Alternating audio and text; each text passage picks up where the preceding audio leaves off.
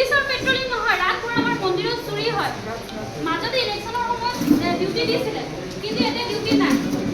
মানে মানুহ মাৰি মানে চাকু লৈ ঘূৰে ছাৰ। আৰু ড্ৰাগছটো আমাৰ ঘৰৰ আগফালেও মানে এইফালে ৰাইজতো ড্ৰাগছ লৈছে, লেফ্ট চাইডতো ড্ৰাগছ লৈছে, কিন্তু আমি ক'ব নোৱাৰোঁ, কাৰণ কম ক'ত থানাতে আহিব লাগিব। থানাত আহিলেও বেছি দিয়ে।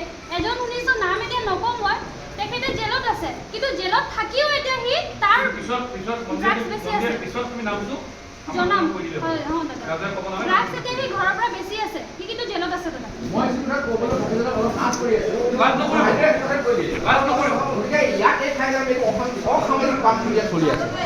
সেকেন্ড পইণ্ট ফাৰ্ষ্ট মানে ইয়াত তিনি যে প্ৰকৃত যিটো মানে আপুনি ড্ৰাগছ, এই ড্ৰাগছ ব্যৱসায় নিৰ্মূল কৰিব লাগে। আৰু আজিৰ পইচাটো মই সকলো এটা অনুৰোধ ৰাখিছোঁ, ড্ৰাগছ ব্যৱসায় আৰু ড্ৰাগছ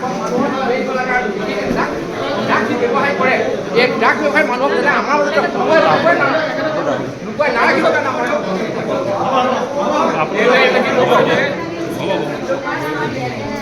আমাৰ ঘৰৰ আগফালে তেওঁলোকে ড্ৰাগছৰ পৰা বেজি লোৱা পৰ্যন্ত আমি দেখোঁ, অৰ্থাৎ আমি ক'ব নোৱাৰোঁ। যদি আমি ক'বলৈ যাওঁ, তাৰমানে আমাৰ ওপৰত একশ্যন লয়।